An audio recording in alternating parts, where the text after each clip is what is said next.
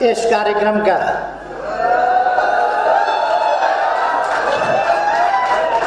अध्यक्ष महोदय माननीय महन्त ठाकुरज्यू, माननीय मन्त्रीज्यूहरू, माननीयज्यू लगायत सम्पूर्ण यहाँ उपस्थित आज पुरस्कृत र सम्मानित हुनुहुने साथीहरू र अरू तमाम सहभागी साथीहरू, दाजुभाइ दिदीबहिनीहरू र सञ्चारकर्मी भाइ बहिनीहरू,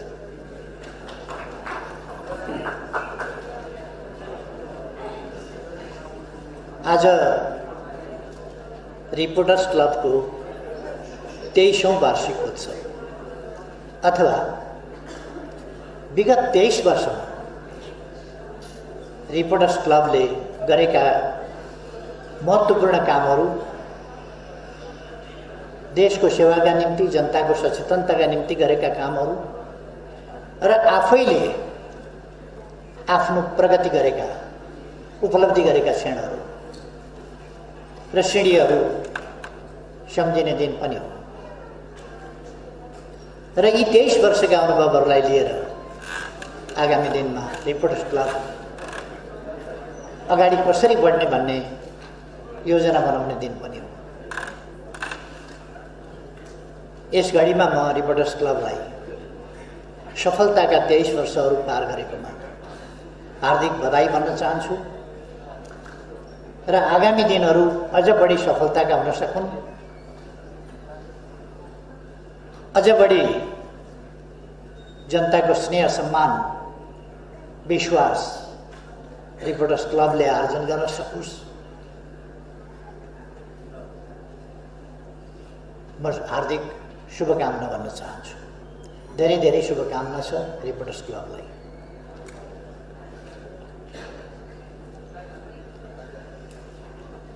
आज पुरस्कृत हुने साथीहरू सबैलाई म हार्दिक बधाई भन्न चाहन्छु।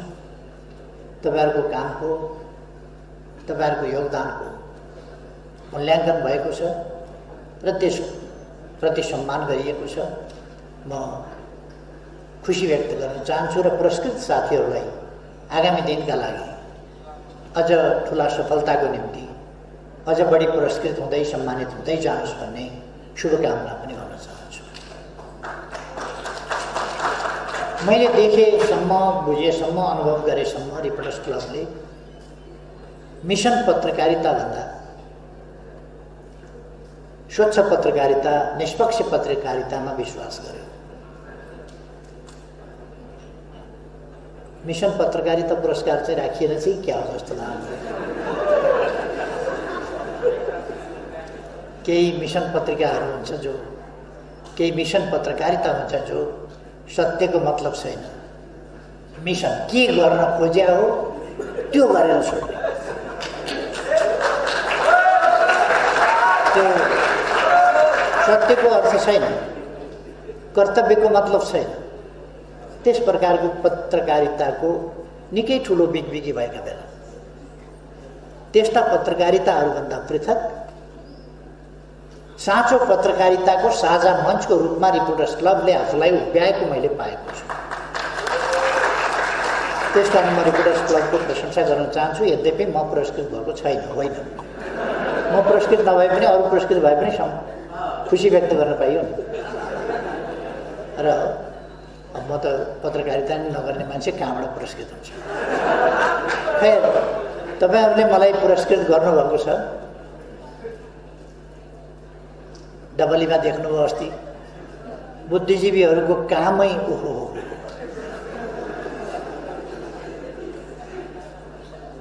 त्यहाँ मोडरेटरको काम देख्नुभयो होला तपाईहरुले, बुद्धिजीवी मोडरेटर। क्या स्ट्यान्डर्ड थियो।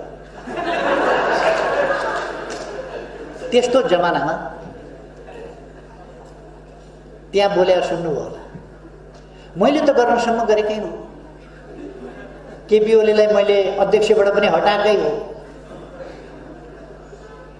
दलको नेताबाट पनि हटाएकै हो। साधारण सदस्यताबाट पनि हटाएकै हो। म एकताको निम्ति गर्नसम्म मैले योगदान गरेकै हो, प्रयास गरेकै हो। केपी ओलीले बर्बाद मेरो योगदान तपाईहरुले बुझ्नु भएकै होला। मैले त केपी ओलीलाई त सदस्यबाट पनि हटाएको हो नि एकताका लागि, वामपन्थी एकताका लागि मैले त हटाएकै हो। अब यो भाषण कता तालमेल त्यो म चाहिँ बुझ्दिनँ। अलिकति मैले मेलो नपाएको नि। एकता भन्ने शब्दको अपमान योभन्दा बढी डबलीमा लगेर हुर्मत लिने काम हो। यतापट्टि दुःखको कुरो बुझिँदैन। यहाँ बसेर राम्रो बुझिँदैन कुरा, त्यो प्रतिध्वनित भएर आउँछ, त्यता अलिक बुझिन्छ। अघि ऋषि भाइले थुप्रै ताली खानुभयो, राम्रै बोल्नु भएछ भन्ठानेर मैले पनि घरिघरि पड्काएँ।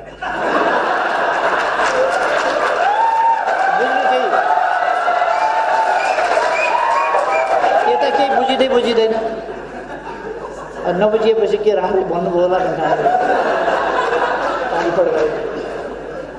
बुझिँदैन यतापट्टि बसेपछि, त्यता चाहिँ बुझिन्छ। त्यसकारण त्यताकोले ताली पड्काउनुहुन्छ, यताकोले एकछिनपछि ताली पड्काउनु। अरूले पड्काएको देखेपछि पड्काउने बेला भएछ। खै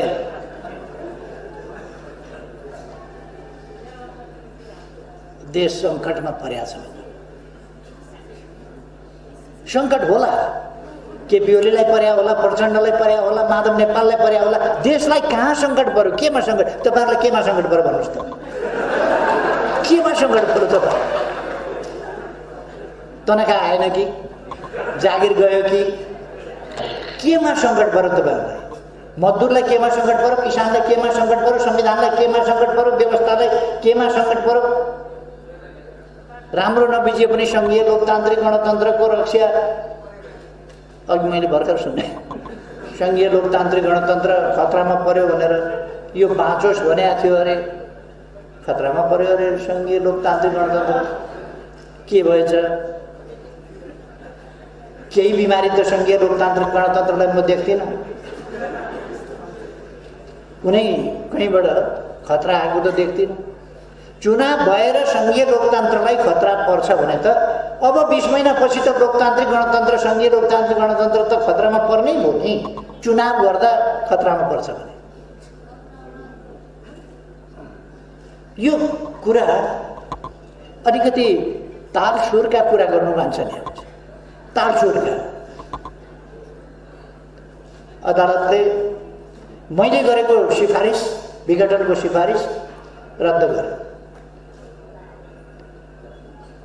राजनीति बुझेर गर्यो कि राजनीति हेरेर गर्यो कि संविधान हेरेर गर्यो कि संविधानको व्याख्या गरेर गर्यो कि? व्याख्या त गर्ने पाइँदैन भन्थ्यो संविधानले, देखे अनुसार गर्नु भन्थ्यो। खै 11 फागुनमा मेरो सिफारिस बदल गरेर विघटित प्रतिनिधि सभा पुनर्स्थापना गर्दा म कुनै आवेश उत्तेजनामा पनि आइन, केहीमा पनि आइन। अदालतको आफ्नो बुझाइ हुन्छ, आफ्नो प्रक्रिया हुन्छ, उसले आफ्नो फैसला गर्ने हो। हामीले लोकतन्त्रमा अदालतको फैसलालाई मान्ने हो, त्यसलाई कार्यान्वयन गर्ने हो,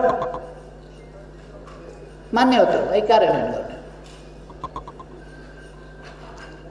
अनि त्यस बेला दम्न परेर फुरफुर भएर अदालतकी जय जय गान गरेर अबीर जात्रा, अब के खाइयो त्यो नाम नलियो, त्यो बदनाम भयो। फेरि फागुन 23 गते 12 दिनपछि अर्को फैसला, 12 दिनपछि अर्को फैसला आउँदा अब अदालत कामै नलाग्ने भयो। फेरि कामै नलाग्ने भयो। अर्कोको पार्टीको नाउँमा दर्ता गरिएछ। मेरै पार्टी अर्काको पार्टीको नाममा दर्ता भएछ। नाम सर्कै मिल्ने। अब नाम सर्कै मिलेपछि अर्काले मुद्दा हाल्यो। मेरै पार्टीको नामसँग ठ्याम्मै मिल्ने गरी अर्को राखेर दर्ता गरेर हामीलाई ओझेल पार्ने, हाम्रो चाहिँ अस्तित्वै समाप्त पार्ने काम हुन भएन। इन्साफ पाऊँ, न्याय पाऊँ भनेर उसले माग्यो। अदालतले फैसला गर्यो ठिकै हो, अर्काको नाममा दर्ता गर्न पाइँदैन। त्यो दर्ता खारिज भयो। दर्ता खारिज भइसकेपछि तपाईले एउटा क्लास पास गर्नु, अर्को क्लासमा गएपछि जाँच दिनुभयो, रिजल्टमा फेल हुनुभयो भने फेल भइसकेपछि फेरि उही क्लासमा फर्किँदैन, उही क्लासमा फर्किन्छ नि। 8 को जाँच दिनुभयो, फेल हुनुभयो, 8 मा बस्नु। दर्ता भएको थियो, दर्ता खारिज भयो, फेरि पहिलेकै ठाउँमा आयो। पहिलेकै ठाउँमा आएपछि अदालतले के भन्यो भने निर्वाचन आयोगलाई आदेश दियो 15 दिनको म्याद देऊ, उनीहरू नयाँ नाम लिएर फेरि एउटै पार्टी दर्ता गर्न चाहन्छन् भने त्यो त दर्तै भएन नि। दर्ता नभएपछि, दर्ता खारिज भएपछि पहिलेकै ठाउँमा गए। एकता गर्नै खोजेको हो भने नयाँ नाम लिएर आऊ। मैले प्रचण्डजीलाई फोन गरेँ, पार्टी अलग अलग भयो अदालतको फैसलाबाट। हामी कुरा गरौँ। निर्वाचन आयोगले अदालतको आदेश बमोजिम हामीलाई 15 दिनको म्याद दिएको छ। अरू पार्टीसँग नजुट्ने गरी नयाँ नाम लिएर दर्ता गर्न आउनु। एउटै पार्टी बनाउने हो भने, नत्र आफ्ना आफ्ना पार्टी चलाउने हो भने त छँदैछ। एउटै पार्टी बनाउने हो भने 15 दिनभित्र दर्ता गर्न आउनु। मैले उहाँलाई फोन गरेँ, केन्द्रीय कमिटीको बैठक छ, सकिएपछि तपाईँलाई फोन गर्छु, अनि भेटेर कुरा गरौँ। एकछिनपछि अनलाइन खबर सबर आदि इत्यादिमा आयो। केपी ओलीले फोन गरेका थिए, मैले बैठक छ भन्ने, मलाई भेट्न मन थिएन, मैले टार्दिएँ, भेट्दिनँ। अनि एकता चाहिएको थियो, अदालतले हाम्रो एकता भङ्ग गरिदियो। एकता बाँकी थियो र भङ्ग गर्नु अदालतले? एकता कहीँ बाँकी थियो? जहाँ अध्यक्ष निकालिसकेका छ, दलको नेता निकालिसकेका छ, दलको नेतालाई साधारण सदस्यताबाट पनि निकालेको छ, त्यहाँ एकता थियो भनेर ढकसो लाएर ढाँट कुरा गर्ने? एकता बाँकी थियो, एकता बाँकी राखेको थियो। तैपनि मैले कुरा गर्नलाई फोन गरेँ।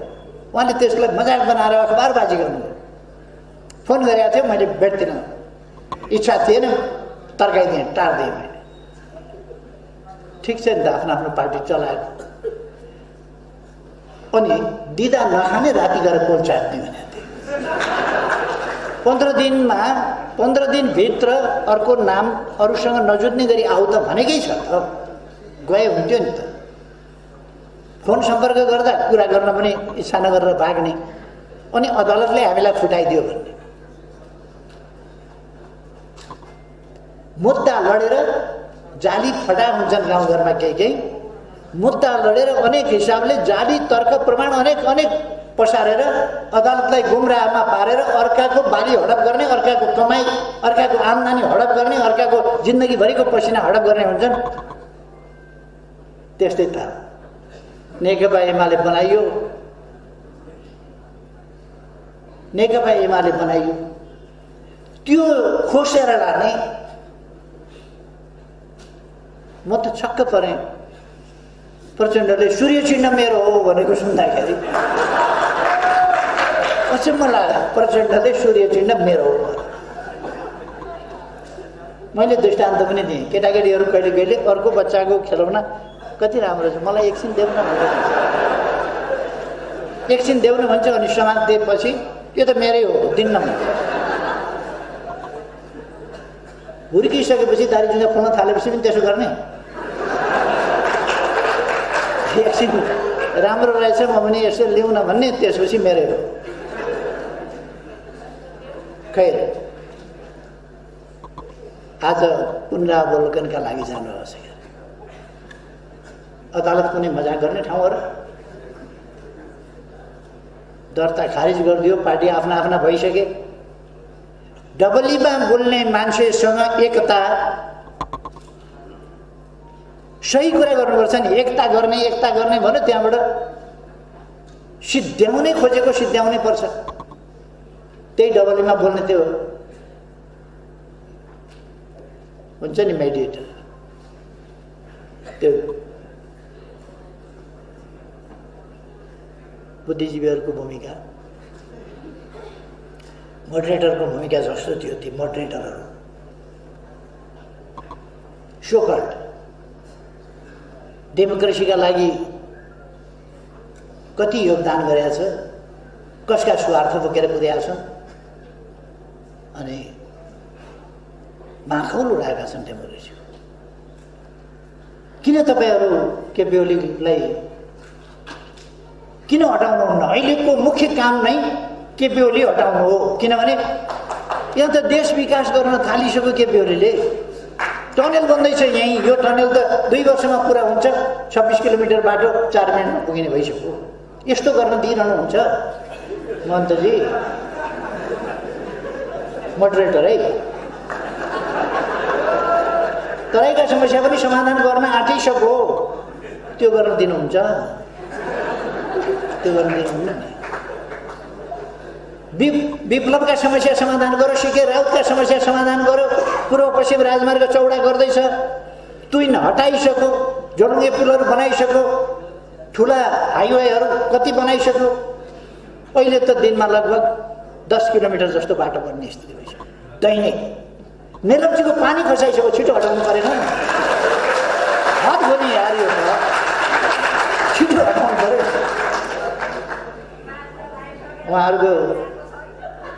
उहाँहरूको त्यही पोलिटिक्स होइन, देशप्रति अलिकति इमान्दार हुन सिक्नु पर्यो। कहाँ पर्यो देश सङ्कटमा? अघि भर्खर पनि एकजना मित्रले बोल्नु, ल वाक स्वतन्त्रता, प्रकाशन स्वतन्त्रता, कस्तो वाक स्वतन्त्रता छ? वाह, ज्याकेट खोलेर फुत्त फ्याँकिदिन पाइन्छ, कसैले नथुनेको मुख आफै टेप लाएर थुनेर आएर गर्न पाइन्छ। त्यसपछि मन परि बोल्न पाइन्छ, बोल्न पाइन्छ भन्दै बोल्न पाइन्छ, मन परि बोल्न पाइन्छ, लेख्न पाइन्छ, छाप्न पाइन्छ। अनि कहाँनेरि भएन स्वतन्त्रता? वाक भएन कि प्रकाशन भएन कि के स्वतन्त्रता भएन? केमा भएन? अनि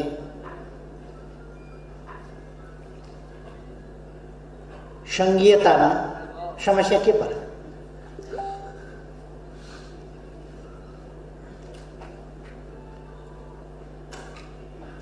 मेरो विचारमा यद्यपि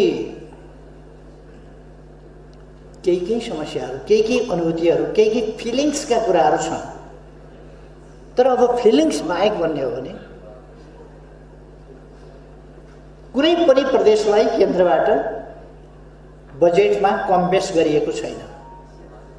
बजेटमा कम बेस गरिएको छैन, बरु जहाँनेरि पछाडि परेको छ त्यहाँका लागि प्रोजेक्ट तयार गरिएको छ। तराईको सिँचाइको लागि अब प्रदेश नम्बर 2 को सिँचाइका लागि अब 2टा प्रोजेक्ट, एउटा सुनकोशी मरिन डाइभर्सन शिलान्यास गरिसक्यौँ हामीले, अब त्यो निर्माण कार्य प्रारम्भ भइसक्यो। अब सुनकोशी कमला डाइभर्सन सुरु गर्छौँ र त्यसो गर्दाखेरि अहिलेको आयोजनाले बारा, रौतहट, सर्लाही, महोत्तरी र धनुषालाई सिँचाइ गर्छ। 1,85,000 बिघा सिँचाइ गर्छ र अर्को सुनकोशी कमला डाइभर्सनले 1,70,000 बिघा जमिन सिँचाइ गर्छ, जुन कुरो हामी अब निकट भविष्यमा गर्दैछौँ। अनि कुनै प्रदेशप्रति भेदभाव होइन। हुलाकी राजमार्ग, सिमानामा बाँधिएका बाँध वा बाटाका नाममा बनाइएका हल्का संरचनाहरूले डुबान जुन गर्थ्यो त्यसलाई खोल्ने प्रबन्ध। अघिल्ला सरकारहरूले त बाँध बाँधेको त टुलु हेरेका थिए नि त, अहिले त बाँध खोल्ने काम गरिरहेको छ। गत वर्षको त्यस्तो डुबानमा पनि तराईमा त्यति डुबान भएन, किनभने धेरै ठाउँमा हामीले खोल्ने प्रबन्ध गर्यौँ भारत सरकारसँग कुरा गरेर। ती खोल्ने कामहरू भएका छन् र हुलाकी राजमार्ग त्यो होला कि राजमार्ग हामी जन्मिनभन्दा अगाडिको राजमार्ग बाटो हो त्यो। त्यसलाई राजमार्गको रूपमा विकास गर्ने भनेर कुरा चलेको धेरै भएको थियो। अघिल्लोपल्ट प्रधानमन्त्री महोदय 10 अरब रकम छुट्याएर बनाउन सुरु गरेको आफैले, अरूको भर नपर्ने आफै बनाउने भनेर अहिले लगभग 95% सिद्धियो भनेर आज मात्रै 11 मैले अखबारमा पढेको थिएँ। लगभग 95% सिद्धियो काम भनेर। केही आरक्षणका क्षेत्रहरू, केही यस्ता क्षेत्रहरूमा जहाँ कानुनी प्रावधानहरूको व्यवधान थियो त्यसलाई हटाउनु पर्नेछ। हामीले थुप्रो विकासका कामहरू गरेका छौँ। एकजना बुद्धिजीवीजीले एउटा आर्टिकल लेख्नु भएको रहेछ। त्यो आर्टिकल के लेख्नु भएको रहेछ भने फागुन 3 गते केपी ओलीले अब के गर्छु भनेनन्। विगत 3 वर्षमा के गरे भनेर इतिहास सुनाएर बसे, पछाडिका कुरा बितेका कुरा गरेर बसे, अब के गर्छु भनेनन् भने। मैले अब के गर्छु भन्ने कुरा थुप्रै गरेको छु। त्यसमा एकछिनसम्म जाँगर चलेछ, सुन्नुभएछ। एकछिन पछिदेखि दिक्क लागेछ, टिभी बन्द गरेर सुत्नु भएछ साथी। अनि सुन्नु भएन, त्यसपछि पछि के गर्छु भन्ने कुरा त कुरै छैन भनेर भन्दैन। त्यस्तो होइन। म हाम्रो दाजुभाइ दिदीबहिनीहरूलाई के आग्रह गर्न चाहन्छु भने आज नेपालमा प्रेस स्वतन्त्रता छ, मिडियाको स्वतन्त्रता छ, वाद प्रकाशन स्वतन्त्रता छ। सभ्यता कति, मर्यादा कति, सभ्य समाज कसरी बनाउने हामी हरेकको कर्तव्य हो त्यो लगाउने। त्यो कसरी हामीले त्यसको पालना गर्ने हामी हरेकको कर्तव्य हो। हामी हरेक सचेत नागरिकले, अनपढ गाउँको, पछाडि परेको, दुर्गम ठाउँको, कसैले पढ्न नजानेको, लेख्न नजानेको वा सभ्यता नदेखेको मान्छे मिडियामा काम गरिरहेको छैन, नेता भइरहेको छैन। त्यो त टाठोबाटै गरेर मिडियामा होला, टाठोबाटै गरेर नेता भएको होला, राजनीतिक कार्यकर्ता होला। त्यस्ता टाठाबाठाहरूले आफ्नो सामाजिक मर्यादा, सभ्यता जस्ता कुराहरू कायम राख्ने कर्तव्य हुन्छ। हाम्रो गौरवपूर्ण सभ्यताको परम्परा, शिष्टताको परम्परा, मर्यादाको परम्परा, हाम्रो त पितृदेव भव, गुरुदेव भव आदि। हामी आफूभन्दा ठुलाहरूलाई सम्मान गर्ने, सानाहरूलाई स्नेह गर्ने, त्यो हाम्रो सभ्यता हो। त्यसमा कति हामी अरूका नकल गर्दैछौँ, कति नकलभन्दा बढी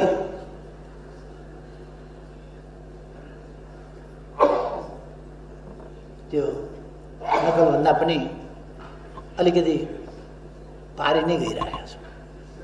यी कुरा हामीले आफैले सोच्नुपर्ने अवस्था चाहिँ मलाई लाग्छ। सोच्नुपर्छ हामीले कि हाम्रो सामाजिक मर्यादाको परिपाटी, सभ्यताको परिपाटी त्यो ध्वस्त नहोस्, हाम्रो समाज एउटा शिष्ट सभ्य समाज होस् भन्ने कुरा। कुनै विदेशीले पनि हाम्रा कुराहरू पढ्दाखेरि आश्चर्यचकित भएर नेपालको एउटा कल्चरल स्ट्यान्डर्डप्रति नकारात्मक धारणा पलाउने स्थिति नहोस् भन्ने कुरा हामीले ध्यान दिन जरुरी छ।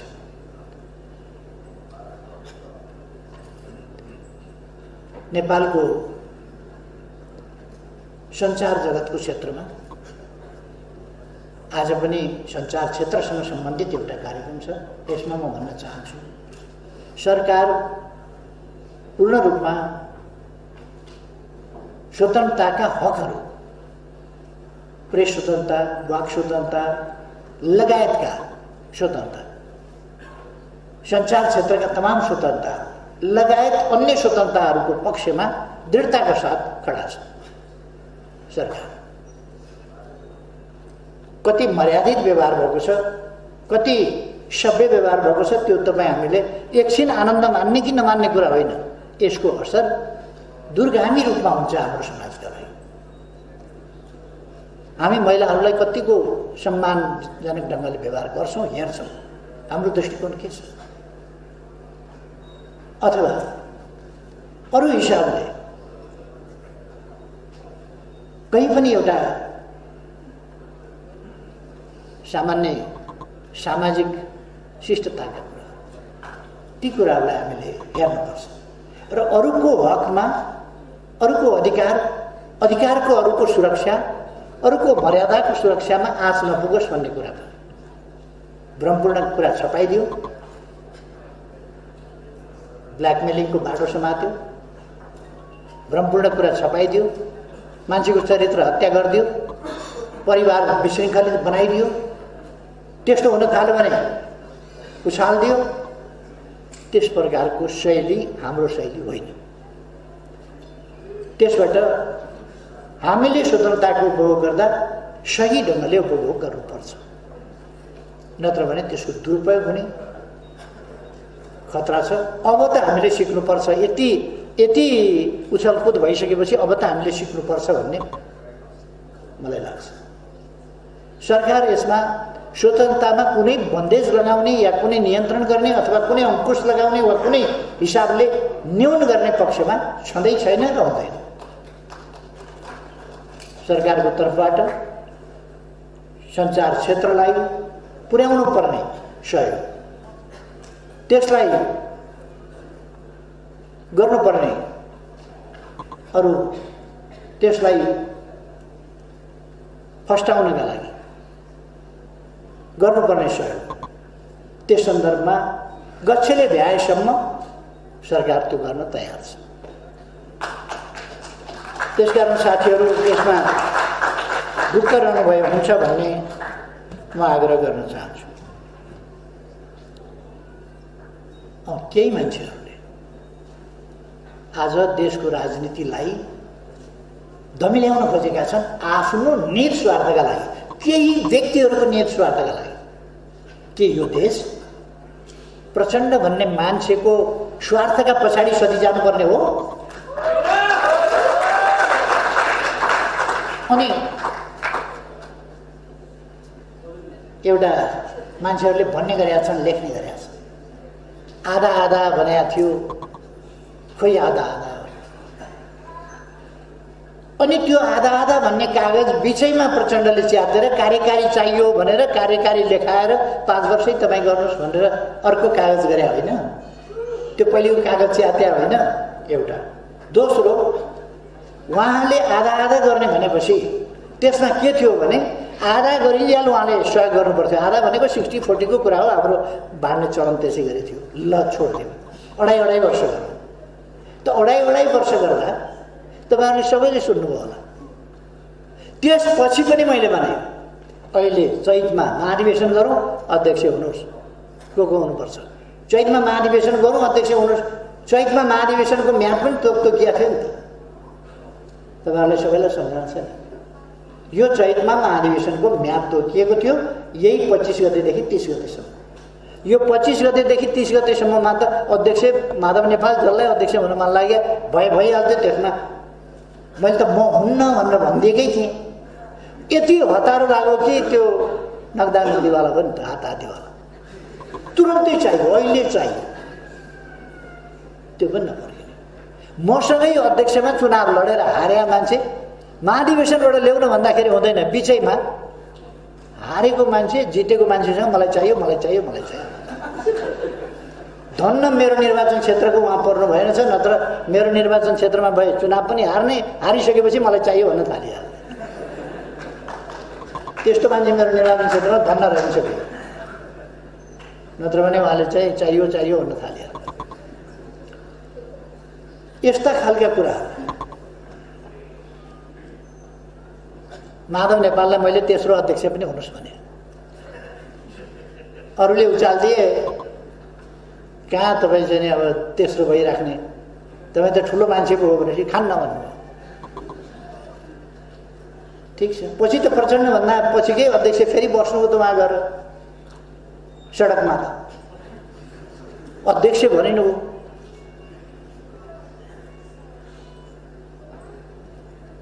म सानो हुनुभन्दा अगाडि बडो चल्थ्यो। म सानो हुनुभन्दा अलिक अगाडि केटाकेटीहरू बिहे गरी खेल्थे। दुला हुन्थ्यो, दुलै हुन्थ्यो, कोही बाजा बजाउने, कोही भोज लगाउने, यस्तो बिहे गरी खेल्ने भन्ने एउटा खेल हुन्थ्यो। अलिक मेरो पालोमा अलिक भएन, मभन्दा अलिक अगाडिसम्म चाहिँ यो खेल बडा चल्थ्यो हाम्रो समाजमा। केटाकेटीहरू खेल्थे, बिहे गरी खेल्थे, दुला हुन्थ्यो, दुलै हुन्थ्यो, खेल सिद्धिएपछि सिद्धियो। त्यहाँ त प्रधानमन्त्री पनि भइहाल्यो, अध्यक्ष पनि भइहाले, के भए, 10 जनालाई पार्टीबाट निकाले, सडकबाटै पार्टीबाट 10 जनालाई निकाले, उपनेता पनि निकाले, अनेक निकाले, महासचिवलाई पनि निकालिदिए, अर्कोलाई पनि निकाले, हो सडकबाटै, सडकको राज।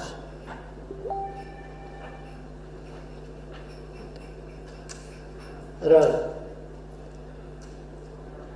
त्यो खेल सिद्धिएपछि फेरि सिद्धियो त्यो। मैले के भनेको छु भने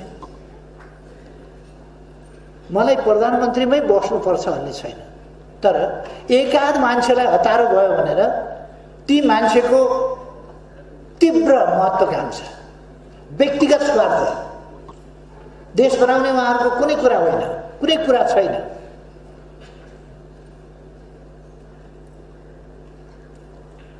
आफ्नो पदको स्वार्थ, त्यसका लागि देशलाई सङ्कट परेको छ भने तिनै मान्छेहरूका कारणले परेको छ। के भएको थियो? कहाँ तानाशाही भएको थियो? पुनर्निर्माणका काम भएका थिएनन् कि यस बीचमा?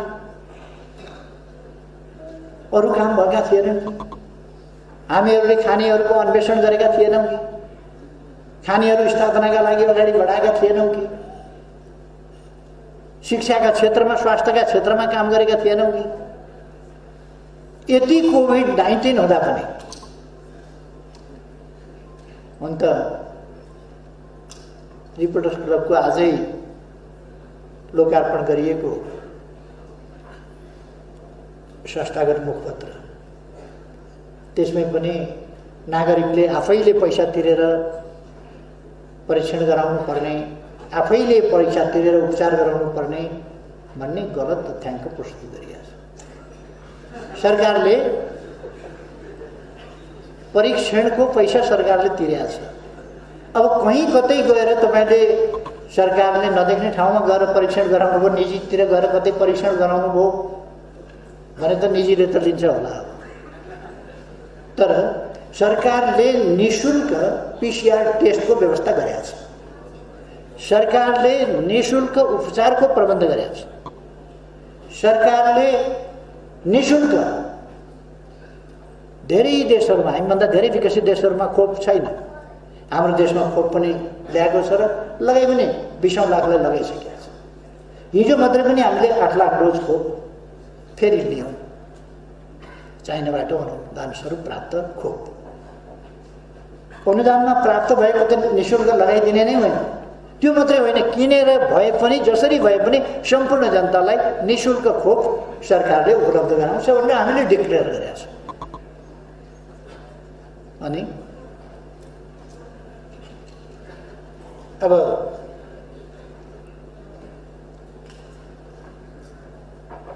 आलोचना गर्ने,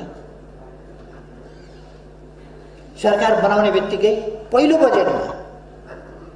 बजेटमा यो किन गरिएन, त्यो किन गरिएन, ज्येष्ठ नागरिक भत्ता किन बढाइएन भनेर धुम मचायो पहिलो बजेटमै। र हामीले गत बजेटमा बढायौँ। सामाजिक सुरक्षाका प्रबन्धहरूको क्षेत्रमा थुप्रो काम हामीले गर्यौँ। योगदानका आधारमा सामाजिक सुरक्षा जस्ता कुराहरू गर्यौँ। त्यसर्थ अरू पनि सामाजिक सुरक्षाका कामहरू हामी गर्दै जान्छौँ। अब पनि साउन 1 गतेबाट सामाजिक सुरक्षा भत्ता अलिक बढ्छ नै, लागु हुने गरी, साउन 1 गतेबाट लागु हुने गरी बढ्छ। अब कसैलाई आपत्ति लाग्ला, आपत्ति लाग्छ भने फेरि मैले भनिदिन्छु, आपत्ति लाग्छ भने सामाजिक सुरक्षा भत्ता साउन 1 गतेबाट लागु हुने गरी बढाइनेछ। अब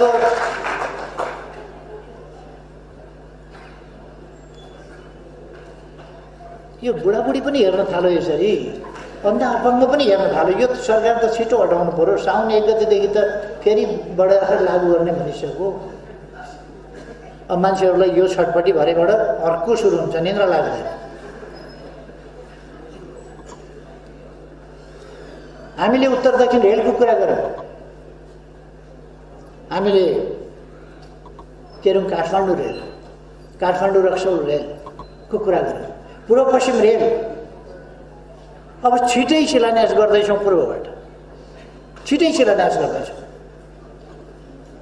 अहिले कतिपय ठाउँमा बाटोहरू पनि राखेका छ, राइट अफ वे स्पष्ट गरिएको छ, त्यहाँ क्षतिपूर्ति दिने अधिग्रहण गर्ने कामहरू भइरहेको छ।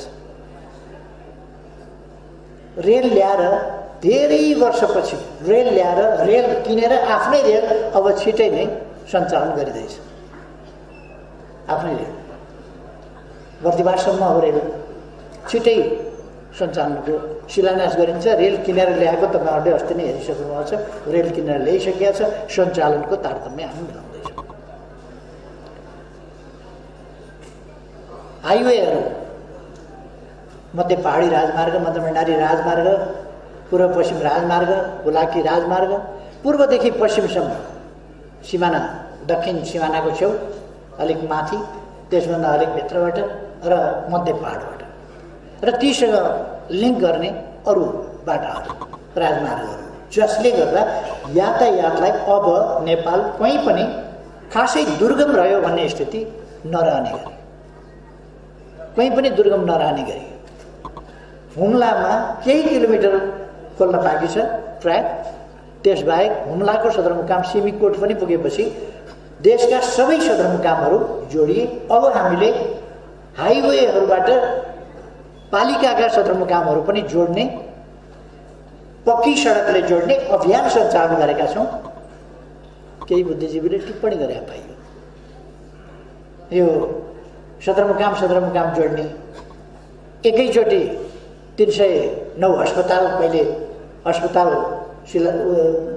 शिलान्यास गरेको छ, कहिले कति 210वटा बाटो एकैचोटि शिलान्यास गरेको छ। यो त अचम्मै हुन लाग्यो। करिब 5000 जसो विद्यालयलाई अब छिटै नै हामी 5 अरबभन्दा बढी रकम विद्यालयको पूर्वाधार विकास लगायतका काममा छिटै नै तुरुन्तै वितरण गर्दैछौँ। 5 अरबभन्दा बढी रकम त्यसमा वितरण गरिएको छ। शिक्षाका क्षेत्र होस् कि स्वास्थ्यका क्षेत्र होस् कि सबै क्षेत्रहरूमा देश अगाडि बढेको छ र बढाइनेछ। समृद्ध नेपाल सुखी नेपाली नारा होइन, गन्तव्य हो। समृद्ध नेपाल सुखी नेपाली हाम्रो साकार हुन सक्ने आकांक्षा हो, जसलाई हामी साकार पारेर छोड्छौँ निकट भविष्यमा। र नेपाली जनताका सपनाहरूलाई छरपष्ट पार्ने र यस देशमा अस्थिरता कायम गर्ने, यस देशलाई सुदृढ एकतामा, राष्ट्रिय एकतामा जान नदिने त्यस प्रकारका क्रियाकलापहरू सक्रिय छन्। यसपल्टको अस्थिरता के कारणले भएको अस्थिरता? नेकपा भन्ने एउटै पार्टीभित्र त्यसै पार्टीका मान्छेहरूको घिनलाग्दो महत्त्वाकांक्षा, व्यक्तिगत स्वार्थका कारणले समस्या खडा भएको होइन। अरू केही थियो? छ। अरू केही पनि छैन, त्यतिका कारण। अनि त्यस्ता मान्छेहरूका पछाडि लागेर केही हिँडेको देख्दा पनि अचम्म लाग्छ। त्यस्ता मान्छेका पछि पनि लाग्ने अचम्म लाग्छ। यो त्यस्ता मान्छेका पछाडि पनि मान्छे 2-4 जना हिँडेका देख्छु। के भएको? कमसेकम भयो पट्टी त खोल्नु शाखाबाट। आफ्नो मस्तिष्क, आफ्नो बुद्धि अरूलाई साप्टी नदिनुहोस् न, आफै लिनुहोस् त कमसेकम। केही मान्छेहरू देखेर त अचम्म लाग्छ। आफ्नो खोपडी अरूलाई साफ राख्न दियो भने आफू चाहिँ पछि हिँड्यो। त्यो किन गर्ने? जनताले त्यो गरिराखेका छैन, जनताले त्यो गरिराखेका छैन। तर केही मान्छे छ भोपु बजाउन सिपालु, प्राय अलि आफूलाई ठुलै हुँ भन्ने ठान्ने त्यस्ता मान्छेहरू नै त्यसमा लागेका देखिन्छ। खैर, हामी नेपाली जनता सचेत भएका छौँ भन्ने मलाई लाग्छ। त्यसकारण नक्कली कुरा गरेर पार्टी किन फुटाइदिएको हो भन्नु। निर्वाचन आयोगमा गएर पार्टी एउटै बनाएर थपक्क दर्ता गर्न कसले रोकेको छ? कसरी रोकेको छ? अनि अदालतमा एउटै पार्टी गरी पाउँ, गर न एउटा पार्टी, गर एउटा पार्टी। अदालतले गरिदिने हो एउटा पार्टी? यो पार्टी मिलाइदिने काम अदालतको हो। म पनि महन्तजीको पार्टी मिलाई पाउँ भनेर निवेदन राख्छु।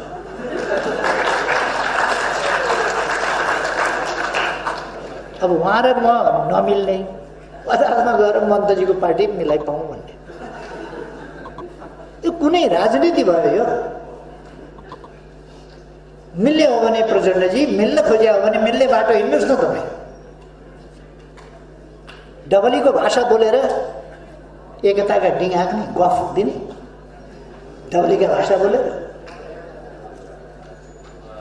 बेकारका उल्टा पाल्टा कुरा नगरेको बेस।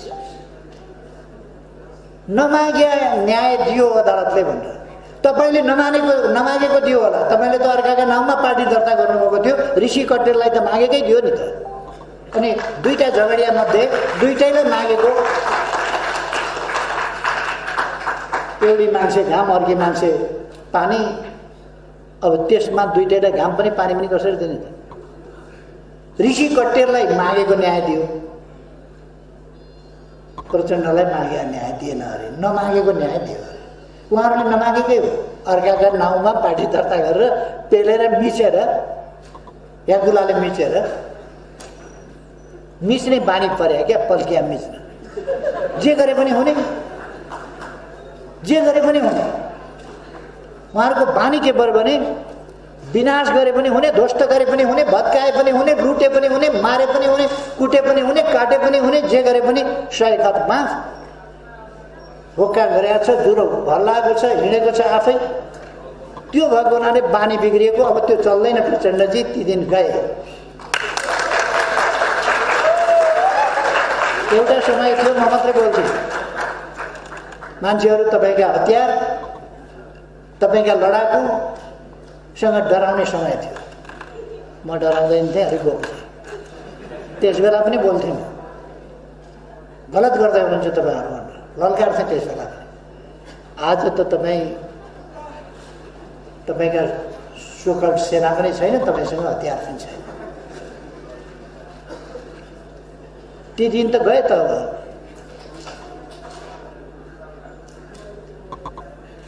हाम्रो गाउँमा एकजना हजुरबा हुनुहुन्थ्यो। छेलो भन्ने खेल हुन्थ्यो, ठुल्ठुलो ढुङ्गो टिपेर फ्याँक्ने खेल हो। अनि हजुरबाले भैँस सम्झिनु भएछ। यत्रो ढुङ्गो त म त्यहाँ पर फालिदिन्थेँ, कहिले आऊ त केटा हो। ढुङ्गो मात्र यसो गरेर हल्लाउनु भने फुत्त फ्याँक्दा कम्मर सड्कियो क्या। उहाँले आफू बुढो भएको थाहा पाउनु भएन छ। भैँसै सम्झिएर छेलो फाल्न खोज्दा कम्मर सड्कियो। म प्रचण्डजीलाई उमेर सम्झिन आग्रह गर्न चाहन्छु। उहिले सम्झिएर छेलो फ्याँक्न नखोज्नुहोस्, ढाड सड्किन्छ। त्यो जमाना गयो। समय चाहिँ फेरि यस्तो चिज हो नि, फर्केर आउँदै आउँदैन, आउँदै आउँदैन समय कहिल्यै फर्केर। त्यो त अगाडि नै जान्छ, बगिरहन्छ, खोलाको पानी जस्तै बग्दै जान्छ। अब अरू विषयहरूमा आज किन जाने, रिपोर्टर्स क्लबकै कुरा गरौँ। ऋषि धमलाका मेहनत, परिश्रम एउटा ग्रासरुटबाट उठेर एउटा मिडिया हाउसकै मालिकको रूपमा, सञ्चालकको रूपमा, प्रोप्राइटरको रूपमा, व्यक्तिगत तवरमा पनि आइसकेको। कहिल्यै उमेरमा भन्नुपर्छ एउटा कपाल खुलेको छैन। यति चमत्कार देखाइसक्नुभएको छ। रिपोर्टर्स क्लब 23 वर्ष अगाडि केही व्यक्तिबाट सुरु गरेर आज एउटा सर्वाधिक लोकप्रिय संस्थाको रूपमा उहाँले स्थापित गरिसक्नुहुन्छ। मन परोस् कि नपरोस्, धमलाको हमला जतिसुकै झेल्न परोस्, तर पनि त्यो टिभीमा मान्छे जान्छ।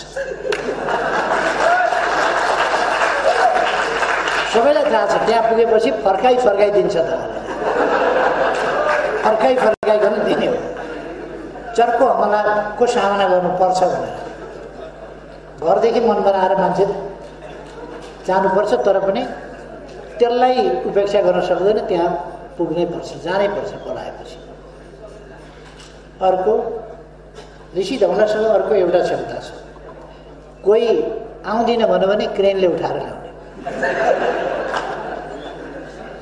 यदि कोही आउँदैन भन्यो भने त्यसलाई क्रेनले ट्याप्प समातेर ठगुक ल्याएर, यस्तो म्याग्नेट छ ऋषि धमलासँग, जुन म्याग्नेटले नजिकै जान्न भने टपक्क तानिहाल्छ, नजिकै जान्न भने टपक्क तान्छ। त्यो खालको चुम्बकत्व ऋषि धमलामा छ। त्यसै कारण रिपोर्टर्स क्लब आज यहाँ छ। त्यसै कारण रिपोर्टर्स क्लबले सुरु गर्दाखेरि एउटा सानो भाडाको कोठामा मुस्किलसँगले यति पुरस्कार बाँड्ने हैसियत कहाँ थियो त्यस बेला। त्यो त बडो अप्ठ्यारो असहज अवस्था थियो।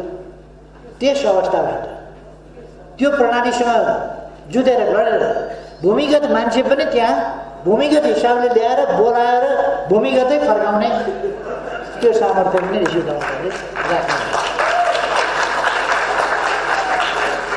ओझेलमा परेका, कुनामा परेका, स्याडोमा परेका त्यस्ताहरूलाई पनि फुटमा ल्याउने त्यो काम पनि नसोचेका इस्युहरू कहिले कहिले सट्ट सामनेमा ल्याइदिने र त्यसले कुन इस्यु कतिखेर ल्याउन पर्छ अगाडि त्यसमा बहुतै कुशलतापूर्वक रिपोर्टर्स क्लबले काम गर्थ्यो, गरिआएको छ र त्यसमा सबभन्दा बढी स्मार्टनेस ऋषि धमला। त्यसकारण ऋषि धमलालाई स्मार्ट पुरस्कार, स्मार्ट पत्रकार पुरस्कार दिनु उचित हो। स्मार्ट पत्रकारिता पुरस्कार मेरो सिफारिस है तपाईँहरूले जान्ने कुरा।